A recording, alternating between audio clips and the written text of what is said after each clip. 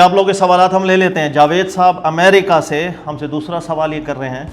کہ کیا دوسری شادی اگر ہم کریں تو دوسری شادی کے لیے جو پہلی زوجہ ہے اس کی رضامندی یا اس کی اجازت، یہ ہمارے دین میں اس کی کیا اہمیت ہے؟ نیز یہ بھی بتا دیجئے کہ کیا حاکم وقت کو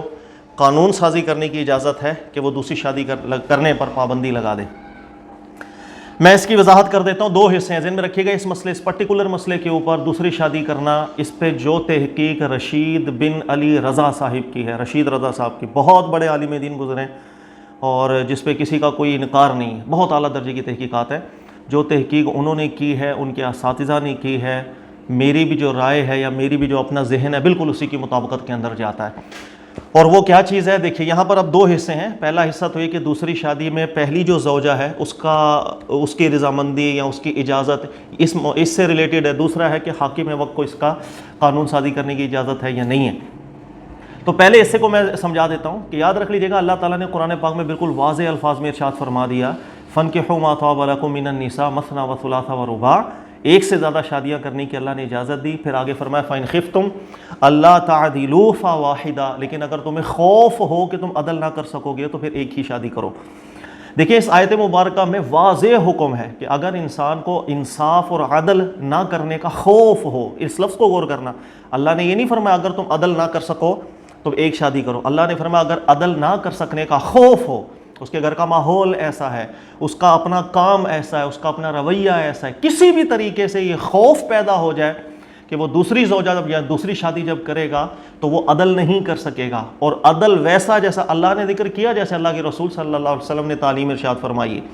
اگر اس عدل نہ کرنے کا خوف بھی ہے تو دوسری شادی کا بھی اجازت نہیں۔ یہ تو قرآن کا بالکل واضح حکم ہے، لہذا یہ ایبسولوٹ حکم ہے ہی نہیں۔ اسی وجہ سے دین میں رکھ لیجئے گا، محمد رشید بن علی رضا صاحب جن کی میں آپ کو تحقیق بیان کر رہا ہوں، انہوں نے ذکر کیا کہ موجودہ دور میں موجودہ حالات کے اندر اکثریت مسلمانوں کی وہ جو عدل ہے وہ نہیں کر سکتی ہے اور نہیں کر پاتی۔ ہم نے اسی چیز کو مشاہدہ کیا ہے، اس بنیاد پر وہ اکثریت کو اس حکم سے خارج کر دیتے ہیں، وہ کہتے ہیں دوسری شادی کرنے کی اجازت ہی نہیں، حرام۔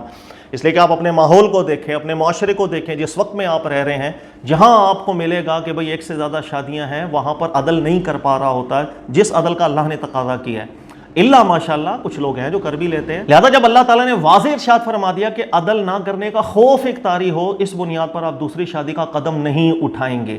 ذہن میں رکھ لیجئے گا، اب یہاں پر ایک مسئلہ پیدا ہوتا ہے کہ کیا میں دوسری شادی جب کرنے جا رہا ہوں تو پہلی جو زوجہ ہے کیا اس سے میں اجازت لوں یا اس کی رضامندی کوئی اس کے اندر معنی رکھتی ہے یا نہیں رکھتی؟ یہ ایک مسئلہ ایسا ہے جس میں اجتہاد کا ظاہر تعلق ہے، علماء نے بہت غور و فکر کیا۔ اگر گھر کا ماحول ایسا ہے کہ آپ جانتے ہیں کہ آپ دوسری شادی کریں گے، یہ دوسری شادی کرنا اگر میں نے پہلی بیوی کو نہیں بتایا، وہ راضی نہیں ہے یا اس کو ایشوز ہیں، اس بنیاد پر دوسری شادی کرنے سے آپ کو فتنہ پیدا ہو جائے گا، گھر کا ماحول ایسا ہو جائے گا لڑائیوں والا، جھگڑے والا، کہ اس بنیاد پر پھر آپ کل کو عدل نہیں کر پائیں گے، تو کہا پھر قرآن کی اس آیت میں داخل ہو جاتے ہیں۔ لہذا ایسی سچویشن کے اندر جہاں گھر کا ماحول ایسا ہو، آپ کو پتہ ہو، ہر انسان کو اپنے گھر کا معلوم ہوتا ہے کہ میری اگر وائف راضی نہیں ہوں گی یا ان کی وائف کو کوئی ایشوز ہیں، اگر ان کو میں حل نہیں کروں گا تو پھر فتنہ ہو سکتا ہے، فساد ہو سکتا ہے، اور گھر کا ماحول جو ایک مودت والا ہونا چاہیے، سکون والا ہونا چاہیے، خراب ہو جائے گا، اولاد پر بھی اس کا برا اثر پڑے گا۔ ایسی صورت کے اندر وہ گھر کے ماحول میں پہلے اپنی بیوی کو بالکل راضی کرے گا اور اس کے بعد اقدام اٹھائے، ورنہ قرآن کی اس آیت میں واضح طور پر وہ داخل ہو رہا ہے کہ وہ ایسا قدم اٹھانے جا رہا ہے کہ بالکل گھر کا ماحول خراب ہو جائے گا، تو عدل کہاں سے کر پائے گا دونوں کے درمیان؟ یہی تحقیق سب سے نفیس ہے۔ دوبارہ سن لیجئے گا، اگر گھر کا ماحول ایسا ہے کہ آپ کی جو زوجہ ہے دوسری شادی کرنے پر گھر کا ماحول خراب ہو جائے گا، فتنہ ہو جائے گا، گھر کے اندر مسائل پیدا ہو جائیں گے، اولاد کی تربیت میں مسئلے ہو جائیں گے، ظاہر ہے گھر کا ماحول خراب ہوتا ہے تو اولاد پر اثر پڑے گا۔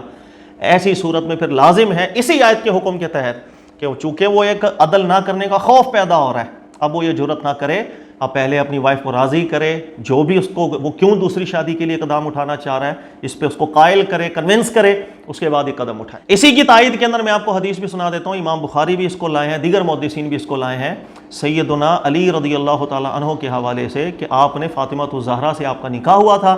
حضرت علی رضی اللہ تعالیٰ عنہ نے ایک اور نکاح کرنا چاہا اور منگنی کر لی تھی، اور اس پر حضرت فاطمہ الزہرا رضی اللہ تعالیٰ عنہ نبی پاک علیہ الصلوۃ والسلام کی مبارک اعلیٰ بارگاہ میں حاضر ہوئی تھی اور عرض کی تھی کہ علی جو ہیں وہ دوسرا نکاح کرنے جا رہے ہیں، لیکن واضح الفاظ کے اندر بھی ایک روایت میں ذکر ہے، فاطمہ الزہرا رضی اللہ تعالیٰ عنہ نے ریزنز بیان کی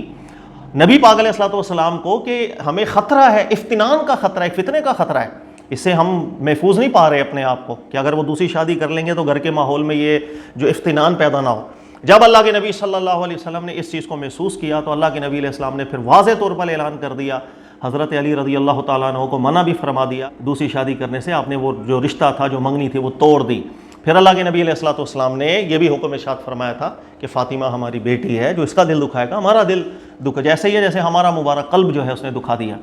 اس حدیث سے بھی بہت واضح، کیونکہ قرآن کی مطابقت کی بات چل رہی ہے کہ دوسری شادی صحابہ کے دور کے اندر تو بالکل دوسری شادی ایک عام بات تھی، لیکن اس پرٹیکولر کیس کے اندر فاطمہ تو زہرا رضی اللہ تعالیٰ عنہ، حضرت علی رضی اللہ تعالیٰ عنہ کی چونکہ زوجہ ہیں، آپ کو ایشوز تھے اور آپ نے اس ایشوز کا اظہار کیا کہ ہمیں فتنے کا خوف ہے، اس بنیاد پر اللہ کے نبی صلی اللہ علیہ وسلم نے منع فرما دیا۔ تو قرآن پاک کی اس آیت کی یہ جو روایت میں نے آپ سے ذکر کی بالکل تشریح بن رہی ہے کہ اگر دوسری شادی پر آپ اقدام اٹھائیں گے اور آپ کو واضح طور پر معلوم ہے کہ یہ قدم اٹھانا فتنے کا باعث بن جائے گا،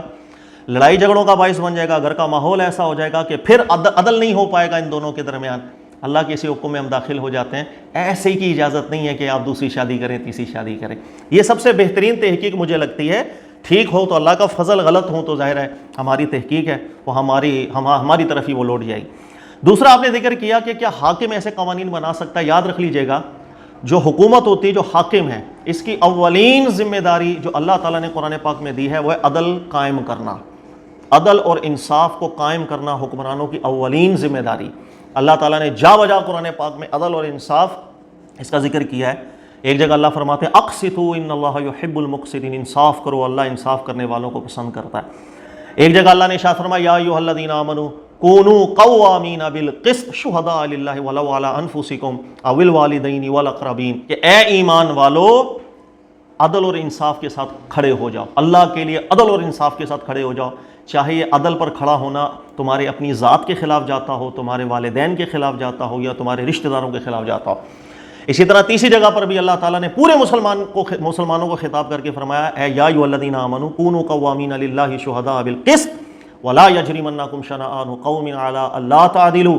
اعدلوا هو اقرب للتقوی، کہ اے سارے مومنین سن لو، اللہ کے لیے عدل پر قائم ہو جاؤ۔ پھر اللہ نے فرمایا کسی قوم کی دشمنی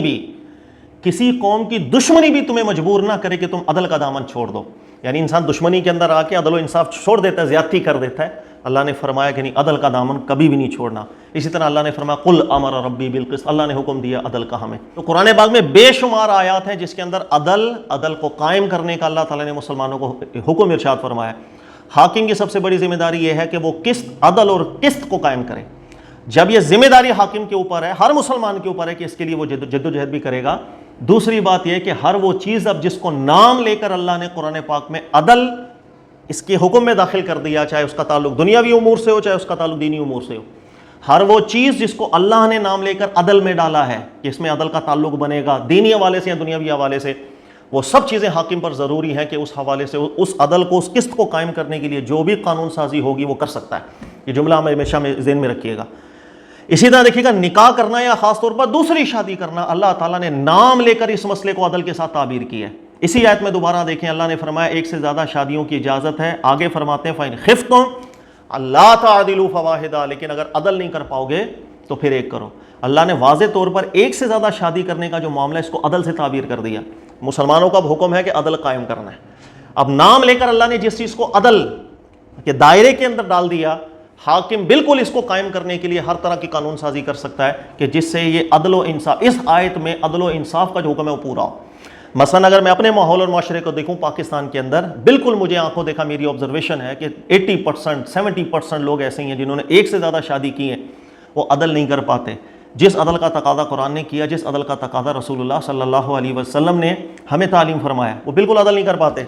اب اگر کثرت کے ساتھ کسی ملک کے اندر ایسا ہو رہا ہو کہ قرآن کی اس آیت میں جو عدل کا حکم ہے وہ پامال ہو رہا ہے، اور حاکم کو حکم ہے کہ وہ عدل کو اور قسط کو قائم کرے گا، بالکل ایسی قانون سازی کر سکتا ہے کہ اس عدل کی طرف ہم آئیں۔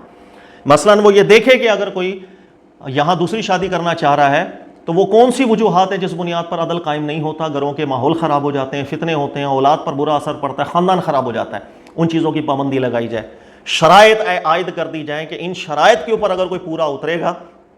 لہذا ہمارے لیے بھی اطمینان کا باعث ہوگا کہ وہ بالکل عدل کر پائے گا 2 ازواج کے اندر، اس کو اجازت ہے دوسری شادی کرے، ورنہ دیگر افراد کو ممانعت کے اندر ڈال دیا جائے۔ بالکل ایسی قانون سازی حاکم کر سکتا ہے نکاح کے معاملے میں، اسی طرح طلاق کے معاملے کے اندر۔ یہ وہ معاملات ہیں جس کے اندر عدل کا، انصاف کا، قسط کے قرآن پاک میں احکامات آپ کو مل جاتے ہیں۔ اس لیے میں کہتا ہوں نکاح اور طلاق کے معاملے میں خاص طور پر حاکم کو اس کے اندر قانون سازی کرنی چاہیے، ایسی قانون سازی کہ جس سے جو اللہ کا حکم ہے، جو نام لے کر اللہ نے عدل کے زمرے کے اندر اس کو ڈالا ہے، دیکھیں اس پر کس طرح عمل ہو سکتا ہے۔ ایسی تمام قانون سازیوں کی اجازت ہوتی ہے۔ ہر اس قانون کی ادارہ مخالفت ہوگی جو آپ کے بالکل اللہ تعالیٰ کے بیان کردہ اصولوں سے، قرآن کی آیات سے متصادم ہو۔ قرآن پاک کے احکامات کی تشریح کے، عملی تشریح کے حوالے سے ہی جب وہ قانون سازی کرے گا تو ہر ایسے قانون کی اجازت ہوتی ہے۔ اللہ تعالیٰ ہمیں سمجھنے کی توفیق دے۔ جزاک اللہ۔